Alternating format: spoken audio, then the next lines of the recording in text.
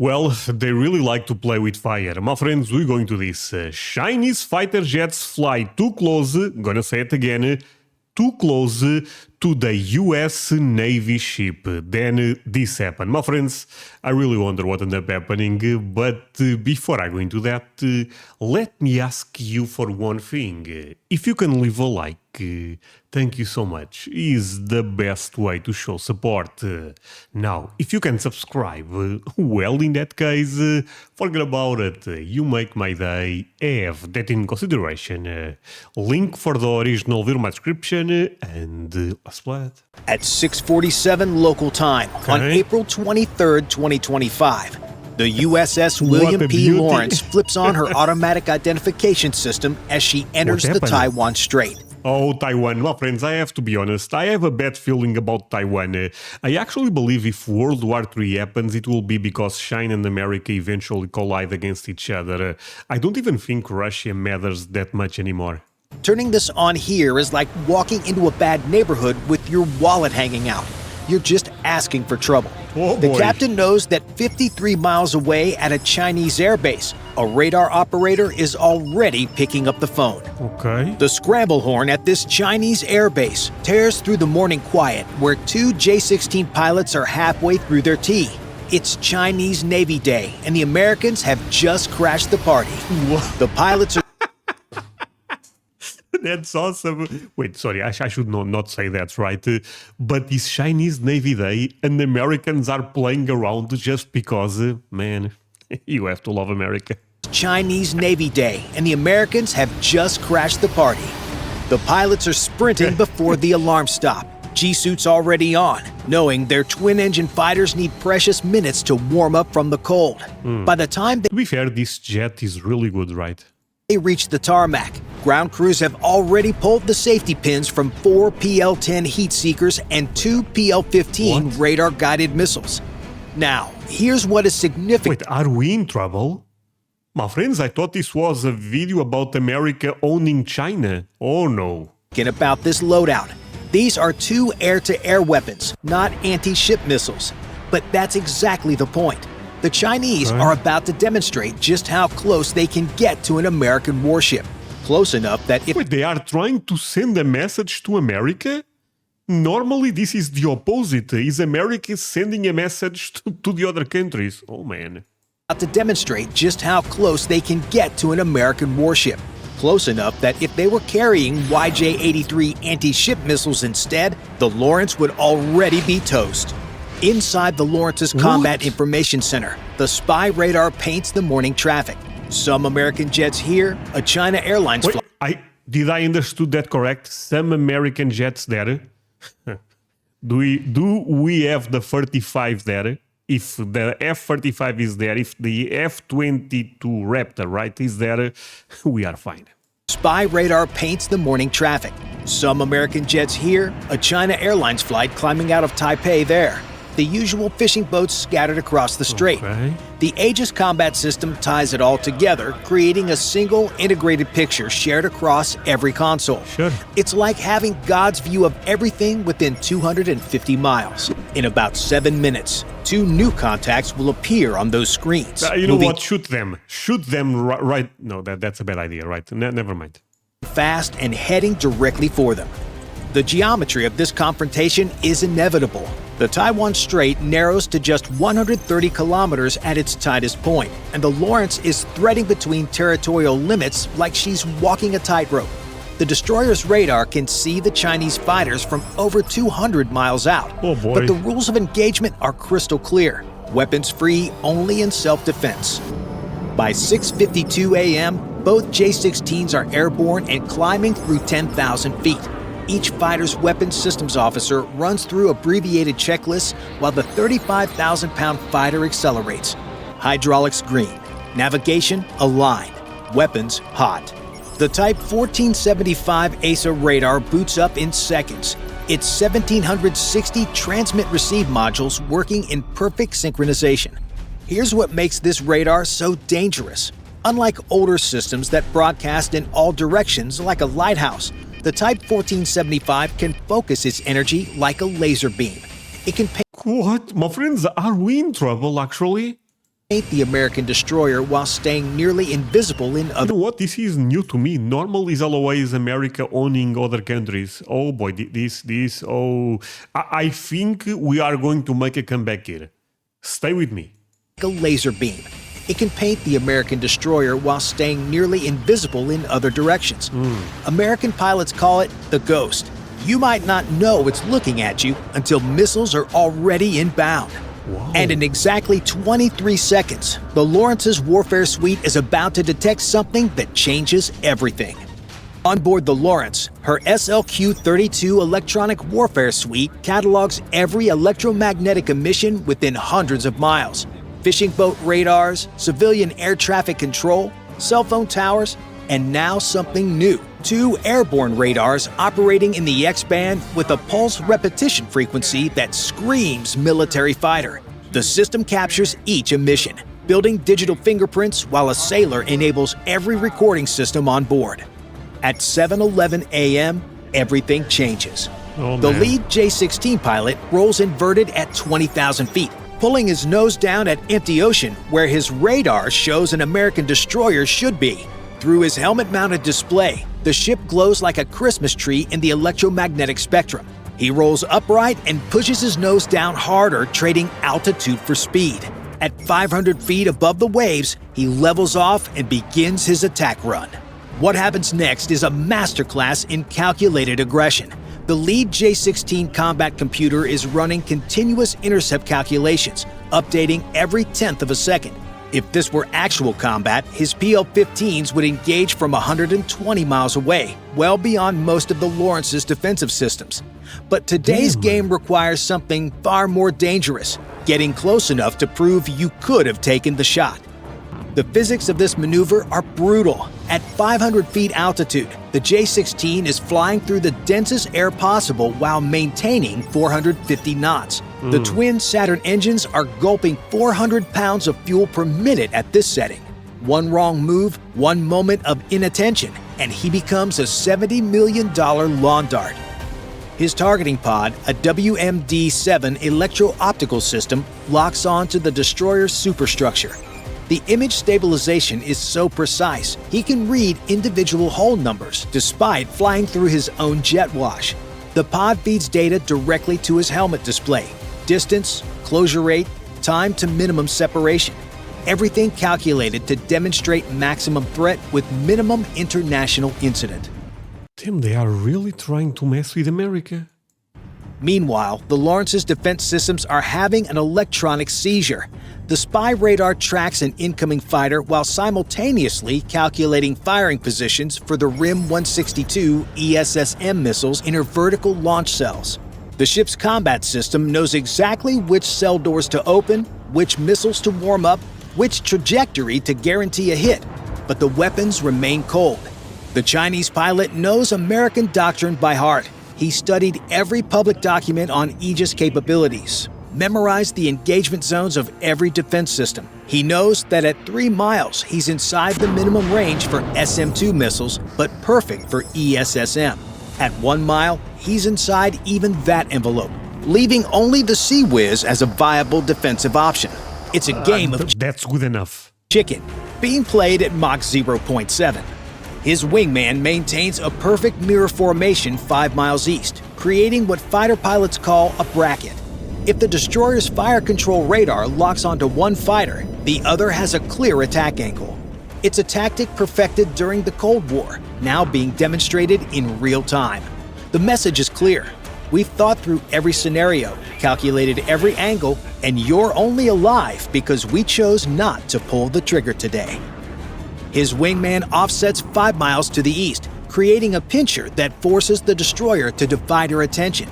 The wingman's radar in sea search mode picks up the Lawrence from 45 miles out, a 509-foot rectangle of steel moving at 18 knots.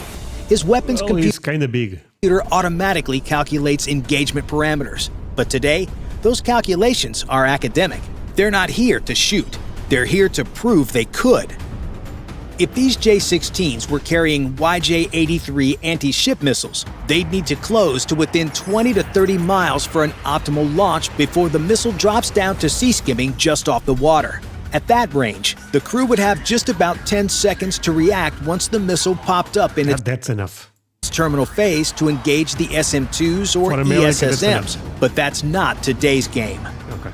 Ground control vectors them in using data from coastal radars. The controller knows American rules of engagement by Oh my god, he's so mad. He's saying, shoot them, don't have mercy. Ah, America, land of the free and also amazing food and amazing people. My friends, look, real talk, I'm coming to America this year. I cannot wait. It's taking so long, but guess what? You can follow me here. André, why is that important? I may post updates about my trip to the US, and also there is a lot of videos that get blocked on YouTube. They may go here. Twitch, maybe not, okay. But I may stream there one day, who knows. But Facebook, Instagram, X, follow me in all of those. Links below on the description. See you there, my friend. And let's continue with this. using data from coastal radars. The controller knows American telling rules you. of engagement by heart. They won't shoot at harassment, but approaching from behind generates a better intelligence video. In CIC, watchstanders see their screens populate with new warnings. The J-16's radar has switched from search to track while scan mode, painting them with focused energy every 2 seconds. The Chinese KG-800 jamming pods are warming up, ready to flood multiple radar bands with electronic noise. These pods You know what? I have no idea who is winning this at this point. can selectively target the exact frequencies used by the destroyer's fire control radars, potentially blinding them at the critical moment. 20 miles out, the lead pilot spots a gray smudge on the horizon. He clicks his radar to stand by to minimize warning time and switches to electro-optical tracking. The targeting pod zooms to maximum magnification, showing the destroyer in perfect detail despite morning haze. He can count the radar panels, identify every weapon mount, and see sailors moving on the deck. At 5 miles, the Lawrence's Sea Whiz automatically acquires the incoming fighters. This R2-D2-looking system is the ship's last line of defense. Yeah, this looks right out of Star Wars. A 20mm Gatling gun that fires 4,500 rounds per minute. The radar tracks the J-16s precisely, but the weapon remains in standby mode. One button push would unleash a wall of tungsten that would shred anything flying through it. The lead J-16 stabilizes 3 miles behind the destroyer, lined up perfectly with her wake. Through this heads-up display, the American warship fills his vision. He pushes both throttles forward, afterburners igniting with a distinctive roar. At 1 mile, he can see individual sailors on the flight deck. At half a mile, he can read William P. Lawrence painted across the stern. At 1,000 feet, he thunders overhead at 300 feet altitude, offset slightly to starboard for the best camera angle. The jet wash from the twin Saturn AL-31F engines hammers the destroyer's superstructure. Sailors grab rails and lean into the artificial hurricane. The ship's anemometer briefly spikes to 95 knots before returning to normal. In CIC, the encounter is logged with professional detachment. Time 07:11 and 34 seconds. Aircraft type J-16. Altitude 300 feet. Lateral separation 50 feet. The Aegis system has already calculated 17 different ways to shoot him down. It's what the system does, constantly computing firing solutions for every track, friend or foe. But this is just the beginning. By 7:23 a.m., a dangerous pattern emerges. The J-16's alternate passes every 2 minutes, one from astern, one from the beam. They maintain 300 to 400 feet altitude, just high enough to claim safety compliance if questioned. Each pass is carefully calibrated, close enough to make headlines, far enough to avoid international incident. The lead fighter demonstrates what intelligence analytics call a capabilities display. He slows to 150 knots, gear up. Okay, what is going on? I'm actually a bit lost here. I understand they are just trying to send a message, but why is America not reacting a bit more here? Flaps partially extended, paralleling the destroyer at half a mile. His targeting pod maintains a perfect lock on the bridge while he holds formation. The message is unmistakable, and my sensors can track you the entire time. Those PL-15s under his wings might be air-to-air missiles, but at this range, the demonstration is clear. If he were carrying anti-ship weapons, he'd be well within the launch envelope. The PL-10s on his wingtips can lock onto targets using the pilot's helmet-mounted sight. Wherever he looks, the missile can track. It's designed for enemy fighters, but the capability display makes the threat obvious. The wingman decides he wants to dance with a supersonic pass at 1,000 feet. The sonic boom rolls across the water like thunder, rattling the destroyer but causing no damage. Bridge windows vibrate, coffee cups jump. Sailors flinch but keep working. At 7:38 a.m., a tactical picture escalates dramatically. The ship's radar detects a Type O-52D destroyer ahead. The Hefei, China's most advanced warship, maneuvering to intercept. Simultaneously, 2 fresh J-16s arrive from the mainland with full fuel loads and rested pilots. The new fighters arrive with renewed aggression. The lead pilot begins his run from 10,000 feet, building energy for a high-speed pass. These fresh J-16s carry the same air-to-air loadout, 4 PL-10 heat seekers for close combat, 2 PL-15 radar-guided missiles for beyond visual range engagement. But again, the loadout isn't the message, the proximity is. He levels at just 200 feet, lower than his predecessors, but still technically within acceptable limits. At 500 knots, the destroyer fills the entire heads-up display. At minimum distance, he's just 300 feet overhead and offset 100 feet to starboard. The Hefei closes to 8 miles, her Type 346A radar locked onto the Lawrence. In her vertical launch cells, YJ-18 anti-ship missiles stay cold, but their presence speaks volumes. These missiles can accelerate to Mach 3 in their terminal phase. The Lawrence would have seconds, not minutes, to respond. The second fresh J-16 executes the day's most aggressive maneuver yet, a crossing run at 150 feet altitude, just 500 feet ahead of the destroyer's bow. Through the bridge windows, he fills the entire view, twin afterburners painting orange cones against gray sky. The roar arrives a second later, drowning out conversation and radio calls. The destroyer's commanding officer faces a precisely calculated challenge. Chinese assets surround him in 3 dimensions: fighters above, a destroyer ahead, and submarines presumably below. His rules of engagement remain clear: transit peacefully, document everything, don't escalate. I mean, in this case, it will be them to escalate, actually. I mean, this is, they are all around. At 7:52 a.m., the harassment reaches its crescendo. One fighter approaches from dead ahead while another comes from astern, both at 300 feet altitude. The Hefei accelerates to 30 knots, rapidly closing the distance. It's a textbook example of coordinated intimidation. Then someone crosses the line. The lead J-16 drops to just 120 feet, well below any agreed safety floor, while closing to within 200 feet of the Lawrence's port side.